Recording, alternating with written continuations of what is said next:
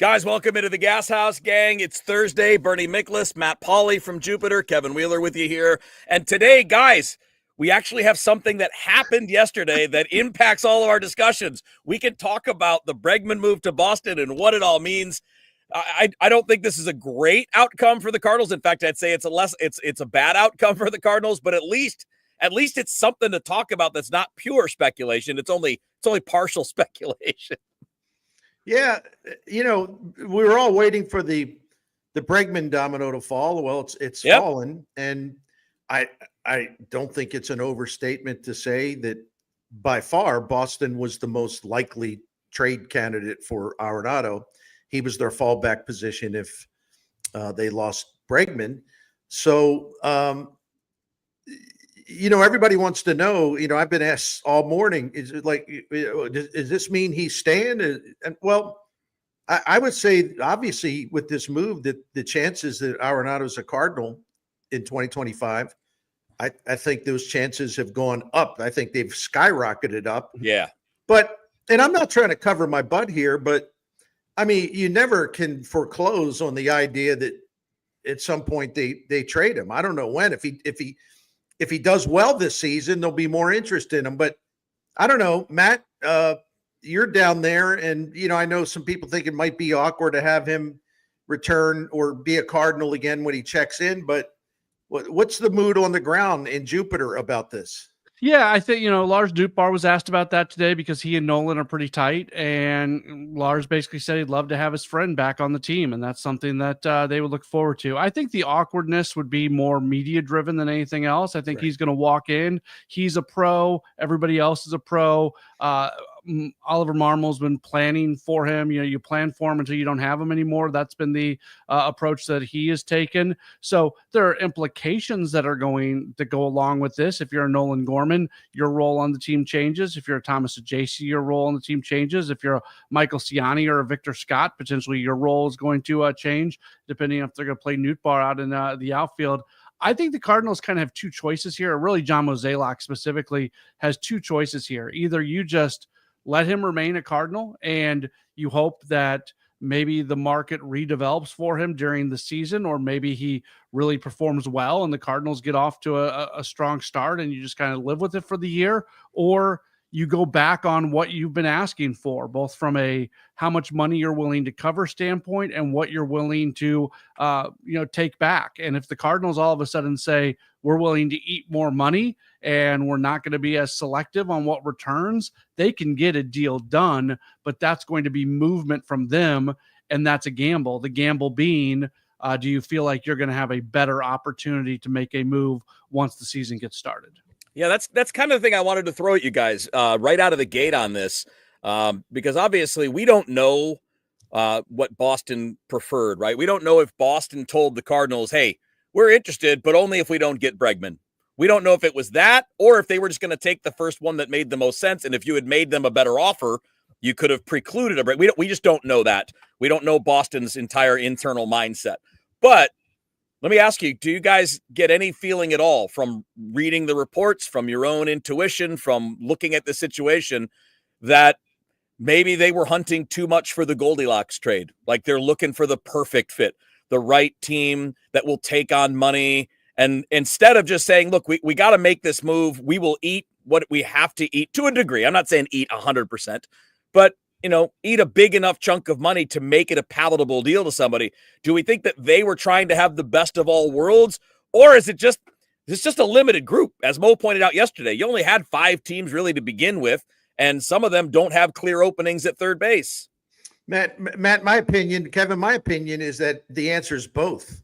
Yeah. Because if we trust the reporting done by Jeff Passan at ESPN, who's got excellent contacts everywhere in baseball, 100%, and he's wired in with agents, his reporting is that the Cardinals, would only go so far on digesting some of Arenado's remaining contract, and that the Red Sox, I think Jeff Passan used the figure, the Cardinals might have to eat half of the contract. And so I've never understood why if they really want to make this trade, if they think it's something that's best for the organization, and maybe this is a moot point now because the Red Sox are out of the picture, but right.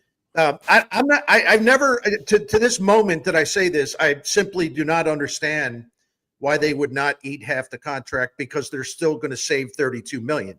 Yeah, still a net positive. And then when Matt Pauley, when you work in what the Colorado Rockies paid the Cardinals deal go, the Cardinals are a big winner. They gave up nothing for Arenado. They got 2 good years, 1 great year, and 1 kind of last year, kind of average year. And they had Colorado paying for a lot of it. And so, you kind of won the trade. Okay. So now that he's getting into in his later years, if you want to offload him, the idea of eating more than you wanted to eat of that contract, I just don't understand why that is kind of a no-go. You're still going to save money and you're going to open third base up for Gorman and all the other things that follow. But so I don't know what other teams will be kicking around on this though, but the Cardinals are going to have to make some concessions. I mean, it can't be, you can't trade him on your terms anymore. You don't have any leverage. Yeah, you don't. Yeah, you never did because Arenado's got the hammer that can say no where he can go. Yeah, right. Absolutely. If we can though, like if we want to address what C. Ramirez says, where he says, "I hope he stays." Why are we acting like he's a scrub and better than Gorman? Like we've repeated this a million times, but let's repeat it one more time. This is not about Nolan Arenado's ability as a player. This is about finding out who Nolan Gorman is, finding out who Thomas Saggese is, giving opportunity to young players, so on and so forth. If this was the year that was going to be the transition year and the runway was going to be given to young players, then that's why you move on from Nolan Arenado, because you're able to give that opportunity. So I get a little frustrated. And I appreciate, C. Ramirez watching the show, but stop asking us about why we want Nolan Arenado gone. I know. When it's all about just giving younger players the opportunity. Yeah. And I'm not trying to be a jerk either, but this has been the discussion. We've been having this same conversation for 3 months. We've been talking about this every week for 3 months. It's not about dumping the player. It's about clearing time. Because if you exit this season and you don't know what you have in Thomas Saggese, you've wasted time. You've wasted time. There's a scenario, we've talked about it, right? Where with Arenado here, Gorman plays second base, Burleson's your DH, Donovan goes to left, Nootbaar plays center. You could still have a pretty decent version of your lineup. But in that scenario, there's nowhere to get Saggese at bats other than a platoon role. And you're not going to find out what you need to find out by platooning him. He's a prospect. He's not a 28-year-old guy that's going to sit in the bench and play 1 out of every 4 games when there's a lefty out there. Saggese needs to play. So that's one. That doesn't even count finding DH at bats for Ivan Herrera. You can only do that if Burleson's going to play the outfield. He's only going to play the outfield if Donovan's going to play the infield.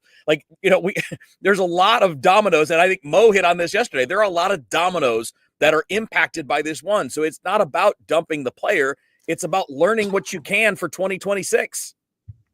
Yeah, totally. And listen, by my count, I've written, and this is only like in the last month, maybe even less than that. I've written 2 columns and I've done 2 videos on why, hey, if Arenado stays, it's okay.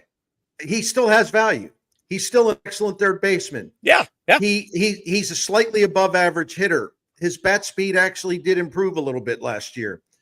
And he had a real good July and August because of that. I also, me, Mr. Research, I didn't realize it. He slugged .433 at Busch Stadium last year. And the year before, he slugged good at Busch Stadium. So my point is why are you bringing up that? It's because if you can slug .433 at Busch Stadium, there is life in your bat. That's my point. And if you take away the DH at bats he had last year, because Marmol, continues to do that stuff, instead of giving a guy a day off, what he really needs, I'm going to use him as a DH. Arenado's a terrible DH. He's never done anything in the hole. If you just take his wins above replacement as a third baseman, 3.6 WAR last year, he was the 6th best third baseman in the major leagues. So, no, I don't see him as a scrub. Matt Pauley doesn't see him as a scrub. Kevin Wheeler doesn't see him as a scrub. The Cardinals are the ones who started all this by talking about a reset. And by John Mozeliak, not once, not twice, 3 times, like emphatically talking about, trading Arenado, including Mo's greatest hits. I think this would be like the number one solid gold greatest hit. Mo, what are your priorities, remaining in the offseason? Priority number 1 and priority number 2 and priority number 3 is trading Arenado. I actually think they're a better team. Listen, they're not improving the team anyway because they're afraid to commit to a real reset, maybe even a soft rebuild. They're afraid of that, but yet they're not making their team better, so they're stuck in the middle as always. I actually think he makes them a better team. Yeah. And if you're not going to go out and improve your team, your team will improve having him as opposed to not having him. I mean, so to me, this is pretty simple. The Cardinals started all of this. And so if any heat about the way this is played out goes back on the Cardinals, not the media. Not that that's what our viewer was saying, but right. I just wanted to clear that part up. Yeah, good point. Good point. Bernie Miklasz, Matt Pauley down in Jupiter, Kevin Wheeler with you here at KMOX. Obviously, it's the GasHouse gang. Bernie, before we continue this conversation and look at, and we'll do it pretty quickly, look at what possibilities there are for Nolan. We'll do that in a second, but let's talk about Saliga for a minute. Yeah, and that'll be a good topic because it's interesting. And I'll let you guys talk because I'm talking too much. But I am happy to talk about Saliga Heating and Cooling. Listen, we've been a Saliga family in the Miklasz home for 16 years. They're fantastic. Listen, that's no surprise because the Saliga family has owned this business continuously since 1927. Dan Saliga runs it, owns it now, does a great job. They've never been better. And what we've learned is honesty. They don't try to upsell or hustle you or talk you into buying something expensive. They look for solutions actually that are less expensive. If they are to be found, they will tell you about it and they will recommend it. They're prompt. Their professionalism is superb. They come into your home. They're classy. And they also have that American standard heating and air conditioning equipment. They can take care of any of your problems, whether it's your business or your home. So go to SaligaHeatingandCooling.com and take a look at all the services they offer because they offer a lot of services, more than you might even imagine. And also check out the Priority Club. It's a maintenance program that really works. We've been in it for a long time now, and we've saved money because of it. And we've also got peace of mind knowing everything's safe and everything's working. So take a look at that. For more info, go to SaligaHeatingandCooling.com. You get the phone number, SaligaHeatingandCooling.com. Thank you. All right, it's the GasHouse gang with Bernie, Matt, and Kevin. Obviously brought to you by Saliga and by my friends at Game Day Men's Health. Here's the simple live on that. If you don't feel the way you want to, go to Game Day Men's Health. They're unbelievable, super cool people. All right, Game Day. Yep, you can see right below Bernie, right underneath Bernie there on the screen. You can see it. All right, so let's talk about just what's next. I think you hit it, Bernie, and said it well. The likelihood is at this point, he's probably going to be with the team starting the year, probably. I mean, it's not to say that there can't be something else, but the something else's are pretty limited, right? We know that there were 5 teams. Mo said that yesterday. Boston obviously was one of them. The Yankees have been connected, the Padres, the Dodgers, and in some places, the Angels. It sounds like that's about the list. The only one of those that really makes sense circling back would be the Yankees. And it sounds like you just have to eat a bunch of money because they do need a third baseman. They just don't need to pay for one, right? I mean, they don't need a bat. He could hit 6th or 7th in their lineup and it wouldn't matter. So they make some sense. The Dodgers don't make sense at this point. The Padres don't with Manny Machado at third base. You'd be wasting Arenado to bring him in and put him at first base. The Angels could, I guess, because Rendon's out and maybe the insurance covers some of that salary, which maybe allows them to do it. But they also signed Yohan Moncada for $5 million.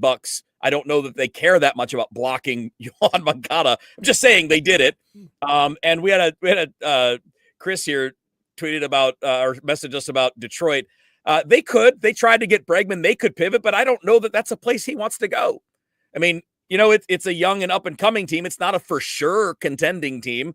I think that might be viewed as more of a lateral thing than an upgrade. So in a best case scenario, the Yankees circle back. If they don't, if I'm Nolan Arenado, I'm going to wait till July because in July, Max Muncy might be on the injured list and the Dodgers might come calling. Manny Machado might be on the injured list and the Padres might come calling. If I'm Nolan Arenado, I'm looking at it basically Yankees or bust right now, and unless the Dodgers grow a wild hair and decide to make a run.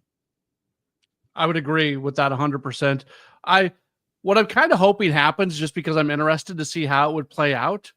What if the Cardinals have a really good start to the season and so does Nolan Arenado? And then one of these things happens. Max Muncy goes down. Manny Machado goes down. The Yankees offense completely stinks and they're willing to give up a lot more. What happens at that point for the Cardinals if they're playing good baseball and so is Arenado? That would be an interesting scenario to see play out. Do you continue down the path of trying to win, or do you go back to what you originally wanted to do, and that was give guys opportunities? Matt, that's such a great point. And if I could expand on it, one of the questions that's been, out there is like, well, is this going to be a difficult, uneasy situation or whatever? And to your point, it's probably more media driven than anything. Here's the deal. If you're Nolan Arenado, and I will use this word, you have got to be embarrassed, maybe even a little humiliated over the fact that this is one of the preeminent players of his era, and he's got Hall of Fame credentials. And he had one season where he was like an average hitter. His defense was still good. Lot of things to like. His contact rate's high. He doesn't swing and miss. He doesn't strike out. And all of a sudden, the Cardinals let it be known that, he's available. And granted, the teams that could apply to trade for him, it's limited because of Arenado's got the no trade clause. But let me get to the point, and I apologize for, taking too long. This is going to be one highly motivated, hungry, angry player, angry in a good way. It's like, you all thought I was washed up. You thought I was in decline. You thought I'm done as a hitter. You didn't want to pay me. You didn't think I was worth the risk. Oh, all of a sudden I'm on the reject pile, and no, we don't want this guy. One thing about Nolan Arenado is he's got immense pride. So if anybody worries about the fit, if he comes back, if it looks like he will, don't worry about it, because it's in his best interest to play great. It's in his best interest to do everything he can to improve his offense, show that he's a good teammate, still play great defense. And all of these negative kind of narratives about him, they'll stop swirling. And it's like, whoa, he's still got something left. And that makes him more appealing at the trade deadline, to your guys' point. So they're going to be getting – listen, Nolan Arenado is always motivated. Don't get me wrong. They are going to get the maximum motivation level out of Nolan Arenado, because this is his chance to basically to stick it to the teams. No, we're not interested. Things like that. I actually love that situation, and I think it's good for him, and I think it's good for the Cardinals. Yeah, that's a good point. That's a really good point. All right, let's address this. Joe brought this up, and she's a smart baseball observer. She's always with us on Twitter, hey, Joe. and gets involved in webcasts and sports talk in her own right. But she basically says, look, she's wanted to rebuild, reset, retool for 5 years, but it sucks seeing them finally doing it and doing it half-assed. And I wanted to tack that on to a quote in Jason Stark's piece today in The Athletic, where Jason Stark did a poll of major league executives, like entering spring training, best free agent signings of the offseason, best team off seasons, worst team off seasons, whatever. And there's a comment from a rival executive in there about the Cardinals calling their offseason absurd. Do you guys see it that way? That's a pretty extreme term, but no, it's not. When you make Arenado, it's for an executive to say it out loud, calling someone else absurd is pretty strong. But when you say, as you pointed out, Bernie, that our first, second, and third goal is to move a guy, and you don't move a guy, and you don't do anything else, it is kind of ridiculous. Well, Matt, especially when you come out and make a big deal about, we're going to take a step back. This is a reset. I've been saying it for weeks now. It's not a reset. In fact, if Arenado stays, which it looks like he will, their group of position players, okay, with him in it, they took 82.5% of the plate appearances last year. How is that a reset? Okay, Goldie's not there. Other than that, how is that a reset? At least right now, and hopefully it'll change, at least right now, there are 5 starting pitchers subject to change. They're all veterans who were on the team last year. How is that a reset? So that was all. I don't know what that was, but it seems to me they don't have the guts, frankly. They don't have the stones to go into a full reset or moderate rebuild. They're afraid of a fan backlash. And I know this because this has been said to me by Cardinals people for a long time. They're afraid of a fan backlash. Hello, the fans are already angry. They're already they lashing are. back. So why don't you do the tough, hard work and rebuild? I didn't say tear down. I didn't say blow everything up. Why don't you do what you really need to do? You take a couple steps back, you solve a lot of problems, and then you're ready to move forward again. They just don't have the gumption to do that. They're afraid. That's why they remain in the middle. They won't pick a lane. So they stay in mediocrity. It makes no sense whatsoever. Obviously, it's a bad look that they were so open about this being the number one goal. They're still talking about some of the same stuff. They still are talking about maybe adding a veteran piece in the bullpen and things like that. They could have done that. It really feels like so much focus was on getting Nolan done first that everything else, it didn't just go to the back burner. It got thrown in the garage and the light was turned off and it was locked and they weren't going to touch it for a while. And I think that's the frustrating part for me, because there were other things they wanted to do, and it feels like they just put those off to the side because they were solely focused on one thing, which they end up not getting done. Yeah, that's kind of what I wanted to, and we'll close this segment on that. But again, it feels like too many eggs in one basket. Like this was the only path. You know, I mean, we've talked about all the other possibilities, and look, I get it.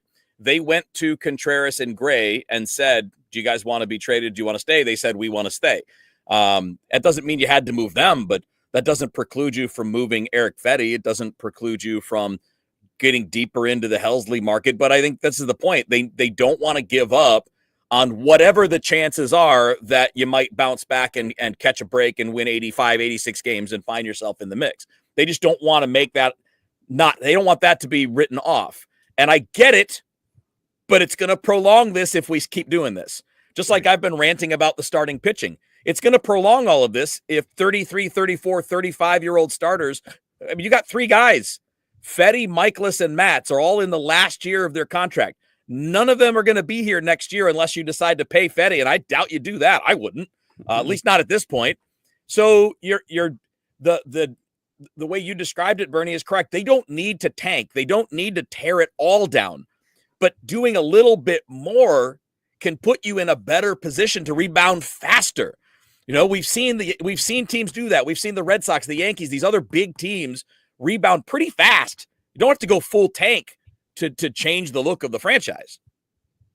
Garland Newell. Hey, Garland, I know you watch this all the time, and we appreciate you very much. And you say, well, they also want to sell tickets. I agree. But how do you sell tickets and how do you motivate fans who are staying away if you have an average team that's not going to contend? And you're running the same players out there. How like, seriously, I'm not, Garland, I swear, I'm not trying to be a smart aleck towards you. But I did a video on this yesterday on my YouTube channel. It's like, what would it take for you to come back? Those of you who are disillusioned, disgusted, disappointed. And it's like, I got a wide variety of answers. But the point is, just because you keep Arenado or you don't sell off, auction off Helsley and Fetty, we could throw a couple of Contreras playing first. Herrera's going to get more bets. That's not, people aren't going to rush to the ballpark to buy tickets anyway.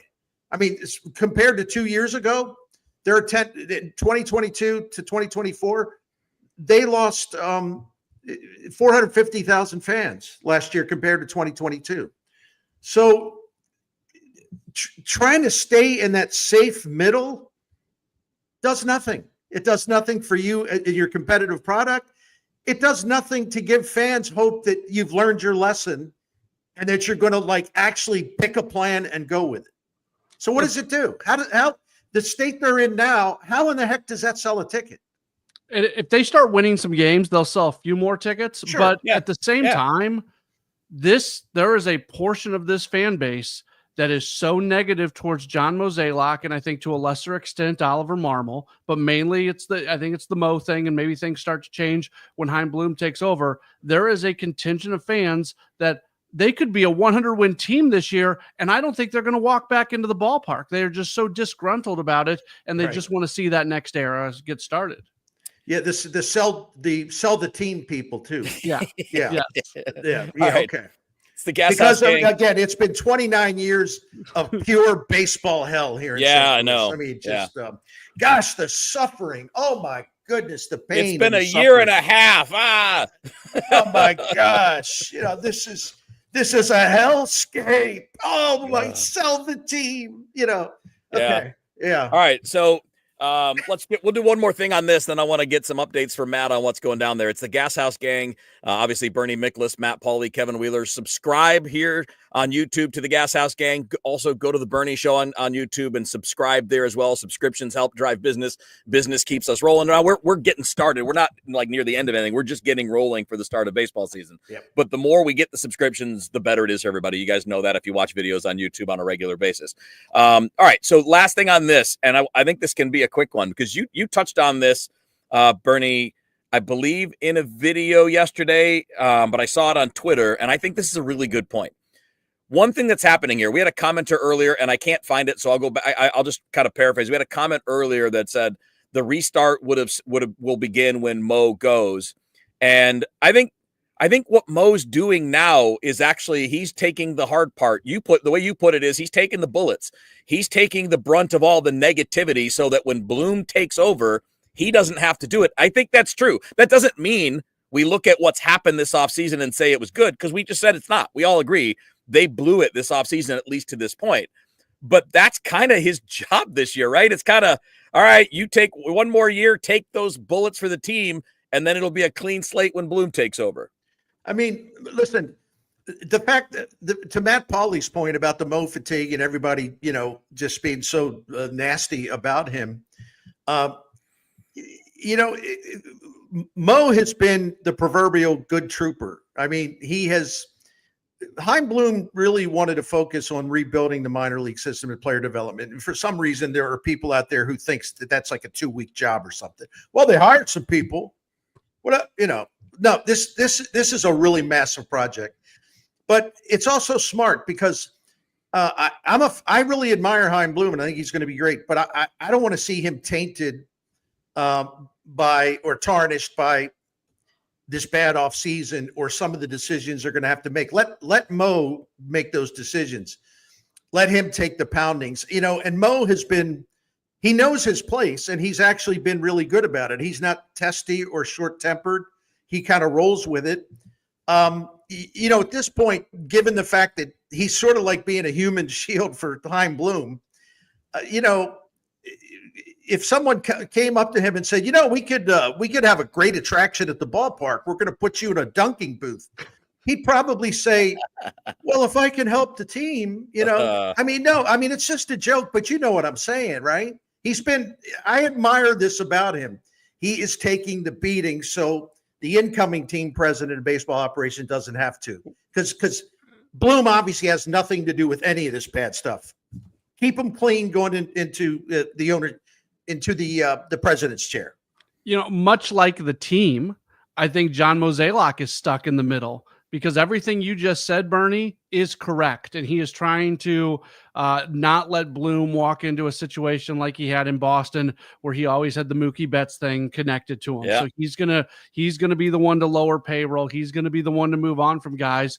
But at the same time, I think Mozeliak doesn't want a losing season on his record in his final year. So I think that plays into this as well. So I would bet that he's kind of stuck in this middle situation as well, doing all these things where he can be the bad guy, but also trying to get a team on the field that has the potential to at least have a winning record. It's a good point.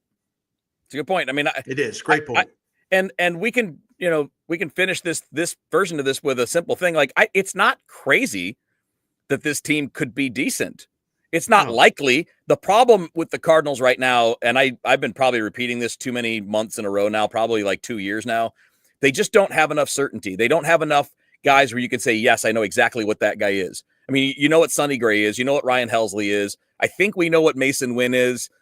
We know what Brendan Donovan is. But there are just too many people and on all sides of the ball that we just don't know exactly what they are. That's what keeps it from being a team that we can say, yes, we know they're good. We can say, yeah, it's possible that they're good if Walker hits, if Gorman comes back to where he was in 2023, if Nootbaar can stay on the field. But there's so many ifs attached that it's that constant middle ground.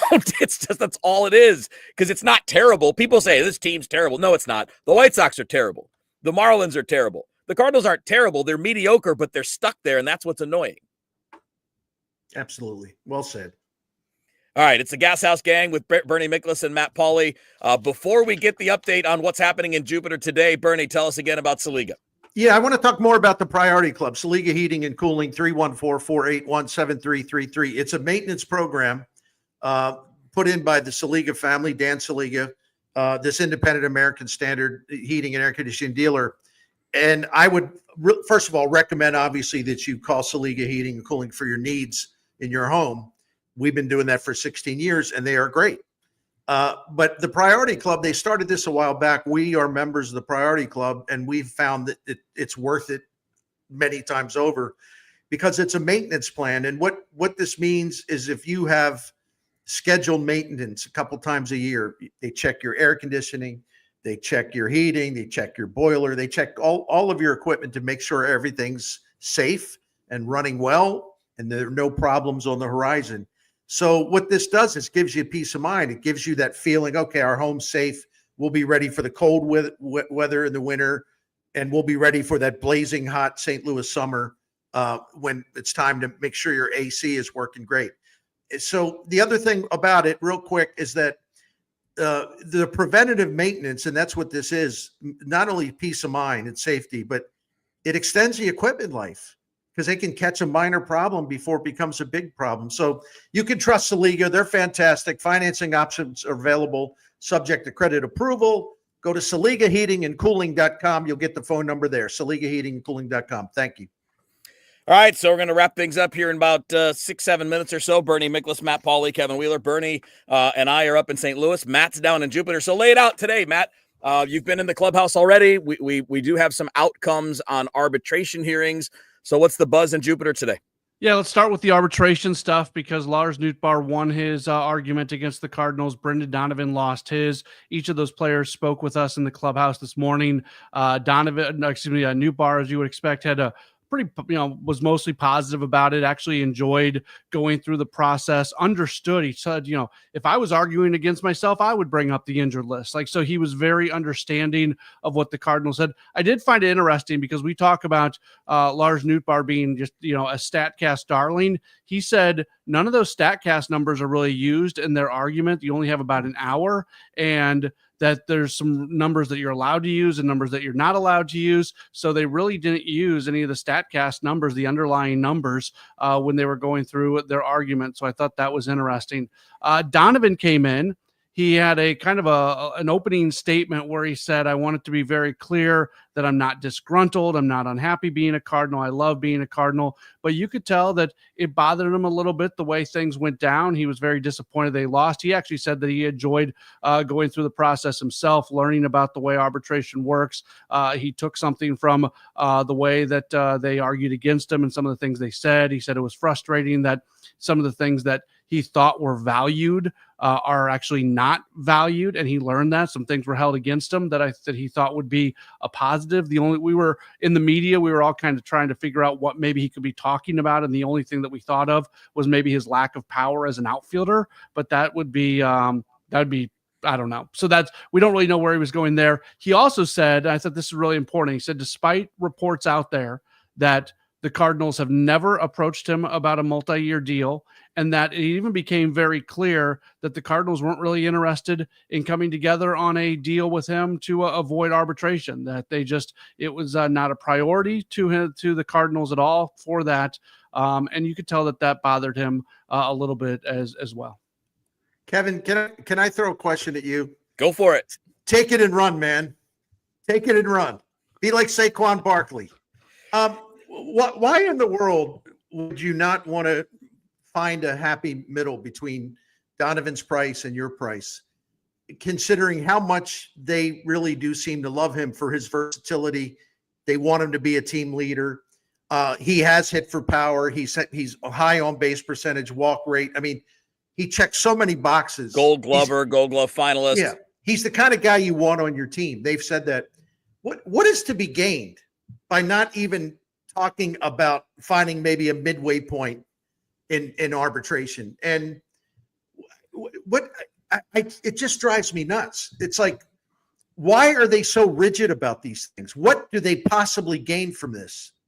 And, a couple of years ago, coming off a great year, Tyler O'Neill was his head wires got completely tangled and he was messed up, and he had a terrible 2022 because he never recovered from a bruising arbitration hearing.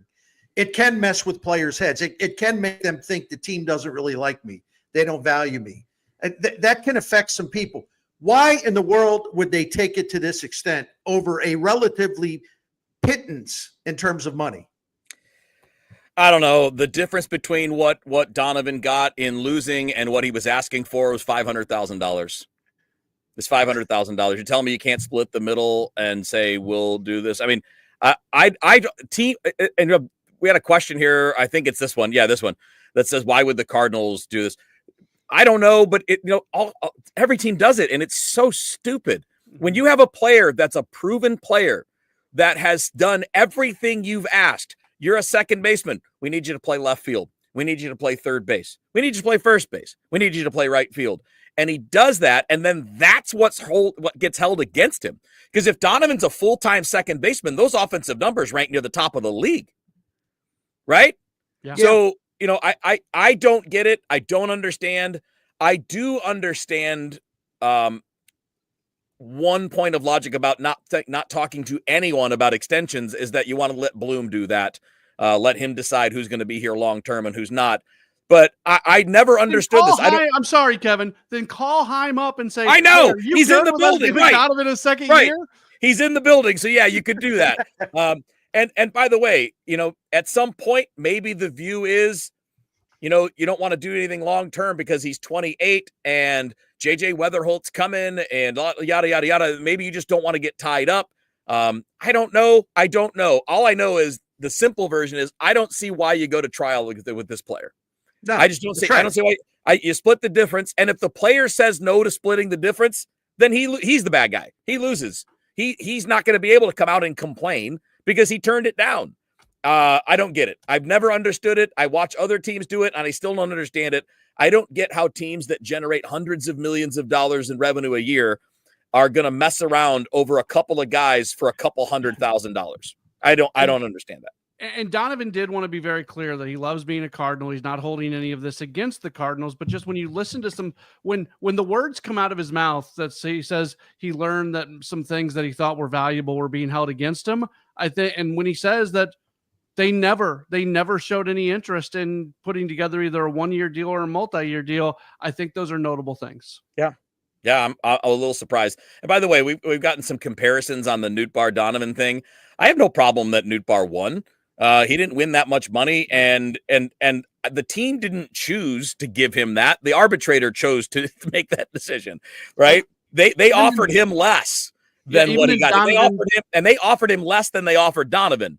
Right, but the arbitrator sided with Nootbaar. And the reason is, guys, and what Donovan's hinting at, Matt, in your comments, in arbitration, things like power get paid. That's what gets paid. And Nootbaar has shown power. So he got paid a little bit more, $100,000 more than Brendan Donovan did. Even though, to me, Donovan's just got the more established, longer track record of being a reliable player. I don't understand why, because you never hear a player say they love arbitration. You never hear a team executive say they love arbitration, even though they should, because the system is so slanted towards the teams. Why does this not get brought up in collective bargaining? How is this not more of a priority? I agree. It makes no sense. Well, here's why. You guys know this. Most things in the collective bargaining agreement are there for the top end players. Yeah, and the top end players really benefit from this arbitration system because they're the ones that can go in there and command $25 million when you're one of the unicorns, when you're 24 years old and you've got like Juan Soto. You got that guy could really benefit from the system. So Right. that's the answer. It sucks for everybody else, but then again, it's just like the real world. It's all skewed for the big guys, and the rest of us take the punch in the face all the time. All right, guys, we are out of time. Hell of a show today, and look, this is what it's going to be like going forward, because we're going to have this stuff every single day now that spring training is here. The season is 6 weeks away, so we're looking forward to it. Bernie, you and Matt will have the show tomorrow. Matt, if you got any problems, let me know. I'll help you out. In the meantime, we'll talk to you on DGS tomorrow, Bernie, and Matt, we'll talk to you soon. Have fun down there. All right. This is the GasHouse gang here on all your KMOX social media channels.